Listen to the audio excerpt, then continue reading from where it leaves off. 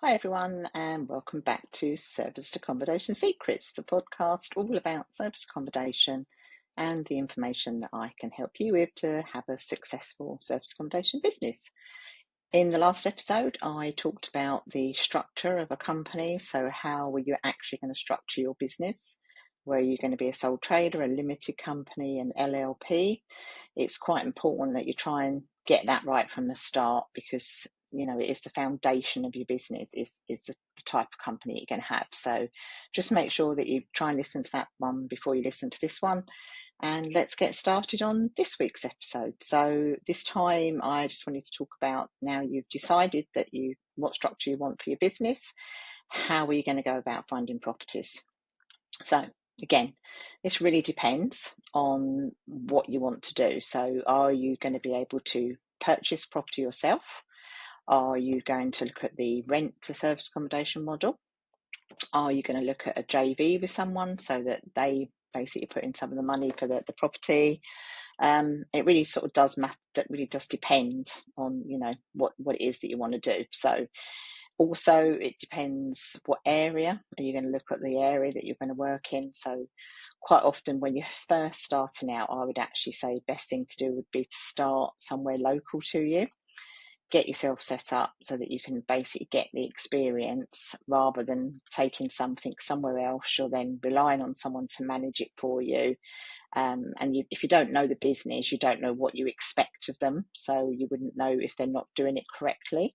So I would always suggest look in your local area first, test it out, see if that works, get to know how everything works within the business so that you know if you then want to expand outside of your area, what you would expect from a management company. Because if you don't know, you don't know.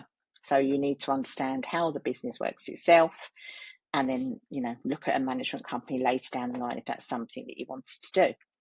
So if you're basically going to buy a property, then natural place to start would be go and speak to estate agents, look on Rightmove, Zoopla, and investigate the sorts of properties that are out there and basically identify ones that you might be interested in and find out how you're going to fund those properties. So are you going to be able to fund a 25% deposit yourself? Because most times you would need to get a buy-to-let stroke service accommodation mortgage, for which you would need a 25% deposit. Obviously, you're going to need to pay stamp duty quite often as well. Depends on the price of the property, what it is that you're buying, legal fees, things like that. So you just need to understand, do you have the funds to do that? If you don't have the funds and you're looking at doing a JV with someone, make sure you do your due diligence on the person you do your JV with. Make sure they've got the funds, because quite often somebody will say, yeah, I'm interested, I've got the funds. And then you go ahead and you start doing everything and then they don't have the money. So then you're scrapping around trying to find someone else that might have the money, or the deal could fall through. You possibly might want to look at auctions. You can get some really good value properties at auction, but again, I would suggest don't just go to an auction and buy a property. Go to an auction and see what happens. See how people do things. See what's the feel in the room. Because if you just go and buy, you might well do it all wrong, buy the wrong property, and then you're left with a dead duck type of thing. So, because auctions can be, I've never been to one, I've never done one, so I'm not going to say I'm an expert on it because I'm certainly not. But I've watched them, I've seen, how things, and I've seen stories of people where it's gone wrong for them because they bought at auction. When I was an estate agent, there was a chap that had bought a property at auction and found out there was a problem that he hadn't read in the legal pack. And basically he lost a lot of money because he hadn't read the legal pack. So this is where it's really important to understand what you're doing before you decide to go down that road. So if you're not going to buy, but you've decided that you want to go down the rent to service accommodation model, pretty similar. You can go on to Rightmove, you can go on to Zoopla, all the sort of local portals that advertise properties for rent. You could actually go around the estate agents and talk to the estate agents. When we very first started in service accommodation, that was exactly what I did, because I was actually trying to do deal sourcing at the time, so I didn't know I was going to be doing service accommodation. So I was just going in, talking to estate agents, telling them what sort of thing I was looking for, telling them that I was working with investors, and it took a lot to do it, but I did it. And every time I walked out, I thought, oh, they probably just think I'm some kind of idiot, who doesn't know what they're talking about. But actually, it was quite the reverse, because everybody sees these estate agents as big, scary people. But really, they don't know anything more than we do. And as a matter of fact, they probably know a lot less than we do, because if you've particularly done property training, then you're going to understand a lot more things than an estate agent would be. An estate agent can be very blinkered and can only see what they know, which is basically either selling a house or renting a house. They can't see anything outside of that. They don't understand different models and how they work. So it can be quite scary going in there. However, that is what I did. Went in, saw all these agents, didn't get anything from it, and so I, for a year, just thought, they just think I'm idiots, I'm wasting my time, so I didn't bother going back again, which was a silly thing to do, because when I did go back a year later, I went into one of the estate agents, and there was a chap sitting in there, and I said to him what my name was. He went, "Oh, Linda, I've been looking for you." He said, "You came into me about a year ago," he said, "and you left your card with me, and I lost your card." He said, "You're a big person in the property world, and I could have done a lot of things, and I've got a lot of properties that I could have given to you." And I was sat there thinking, I don't even have a property. I'm not a big person in the property world. But obviously I had convinced him by me going in there that I was. Whatever I said to him, obviously I must have done it with confidence, and it must have made him think that I was a big person in the property world. And to this day, he still does. He still believes that that's what I am. So I've obviously not done anything to change his mind. And it worked out really well. He got my first property for me, which was a rent to service accommodation model. We got it in a building that we never thought we'd be able to do it in, and it worked really well. We got a really good relationship with him, and he became one of our sort of suppliers of our properties. So don't be afraid to do it. I know it's quite scary, as I said. I know you think, oh, they know everything. They don't know everything. Nobody knows everything, and we've all got to learn somewhere. And a matter of fact, you can probably educate them. So yeah, so as I say, you can do Rightmove, Zoopla, all the online agents. Also Google local estate agents, because I do know in our area there's a few estate agents that actually don't advertise on Rightmove because they feel it's too expensive. So they don't feel they need to. They think word of mouth works really well for them in their business, and so they just don't advertise on there. Or they do JV with some other agents who do advertise. So it's always worth just Googling local estate agents and, going around and chatting to them. Unfortunately, some of the bigger ones, they're just not going to deal with you. They're just not going to allow you to do a corporate let because they just don't understand it. As far as they're concerned, that's subletting. They don't understand that you're not subletting. And they just will not deal with you. They're like, no, landlord won't do that without even talking to the landlord. So ideally, what you really want is to get to the landlord. So if you're going around to estate agents, good times to try and do viewings on properties are often weekends, because often, like a Sunday particularly, estate agents don't tend to work on Sundays. So quite often you will do the viewing with the landlord. If you can get in front of the landlord and you can explain what you're doing to the landlord, you've got a lot stronger chance. So, that I think is quite key if you can do that. Another way you can look for properties is doing letter drops. So basically, produce a letter explaining that you're looking for properties to rent, that you would work under a corporate model, and that you would be very interested in talking to the landlord to see if you can save them in terms of management fees with estate agents. You're going to give them guaranteed rent. They won't have any voids. So, put that sort of thing in your letter and just walk around your local area and just post those letters in. Try and make them something that's going to make them stand out. So one of the things we did was we had coloured envelopes, and on Amazon you can get these wax seals. So we actually used a wax seal to seal the envelope. So when that drops through somebody's letterbox, they're going to be, oh, what's this? It's a coloured envelope. It's got a nice wax in it. This looks really important. They're more likely to open it. If you just stick it in a white envelope, pop it in the door, or if you send it out with other leaflet drops, which some people do, they'll pay for companies to leaflet drop for them. You're not going to get noticed. You've got to think about yourself. What happens when you get a bunch of leaflets through your door? Do you actually look at them? I know I don't. I just actually pick them up and put them straight in the bin. So you need to do something that's going to make you stand out. Once you've done that and you've got a landlord that's interested and you get talking to them, just go around and have a chat to them and make them feel reassured that you are going to look after their property. quite often you'll get landlords who will tell you about some horror stories they've had with tenants, and you can reassure them you're not going to have those sorts of problems with us. If you do a corporate let with us, if we didn't pay our rent, you can simply kick us out because we don't have any tenancy rights. If we can't basically sit in a property because we don't have any rights as a tenant. So they've always got the ability to get us out. We're never going to trash their properties because at the end of the day, we want to make sure that those properties are really good for our business. If we were to trash them, we wouldn't have a business.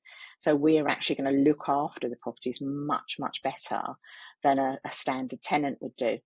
We can deal with small maintenance problems for them, and then we also keep an eye on things for them so that if there is a largish maintenance problem, say a boiler packs up or something like that, we can speak to them straight away. We can even arrange to get it done for them, but they simply pay for it. So it's not a case of them having to come out and them having to deal with suppliers and stuff. You could actually do that for them. So you're giving them a whole package, basically, is what you're doing. So you really want to build on that and really make them understand that you are there for them as the landlord. You are going to look after their property. There are some things as well about if they've got a property in a limited company, I believe, I'm not an expert on this, but I believe that they can then offset their mortgage because not in a limited company, as a sole trader, because basically they can't do that at the moment. When they're doing their self-assessment, they can't offset their mortgage interest because it's not allowed anymore. They can only offset 20% of it. If they turn the property over to service accommodation, as far as I'm aware, from what I understand, they can actually offset the whole lot. So again, that's another benefit for them because it's a big tax saving for them. So you really want to sell what it is that you can bring to them that an estate agent isn't bringing, and B, a tenant isn't bringing to them. So yes, really that's the sort of tips that I would give is scour your online estate agent portals, do some letters, maybe even just walk around streets sometimes. You can see, sometimes you see a sign up. I know you shouldn't do it because obviously it's with an agent, but if you see a sign with an agent, go and knock on the door. Talk to the landlords. If the landlord's there, it may be that the landlord isn't there, that it may be a tenant, but see if you can find out the landlord's details. So you can often go on to land registry, pay £3, and you can find out who the landlord is. Speak directly to the landlord because they're the people you really want to get to. So if you're buying, different matter, because obviously you're going to buy a property, you need to make sure that you can fund it. Also, you need to make sure whatever mortgage you get is going to allow you to do service accommodation. If you're buying a block of flats, again, make sure the management company, if there is one, will allow you to do service accommodation because that's quite key. Even when you're looking to rent a property, you need to do the checks that the landlord has a mortgage that will allow you to do service accommodation, that the building you're going into will allow you to do service accommodation. Because there's often buildings where you get the concierge and you think, oh, it's brilliant, which was literally where our first property was. Our first property was in a building with a concierge, and it was brilliant because they did all the key handovers for us. And we did that for over a year in that building, and it was fine until the concierge changed. When the concierge changed, the new one that came in basically told us that we weren't allowed to do service accommodation in that building, started threatening us with legal action and said, you need to get out. And we'd literally just taken on a second property in there, and we'd only been in this second property 3 months. And we said, well, look, we've been here for over a year.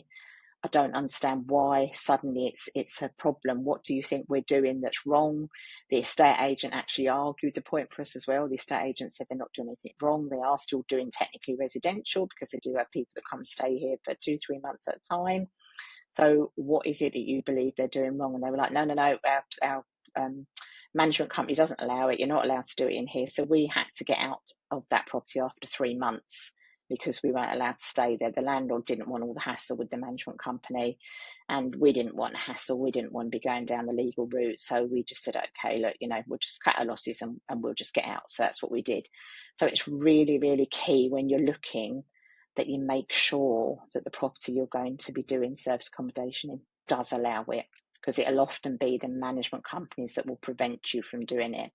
So, even down to like keys and stuff, they'll only give you one key, say, for instance, for a garage entrance, which when you need to get your cleaners in there, but you've also got to give the key to the people that are staying there, it can just cause you absolute murder.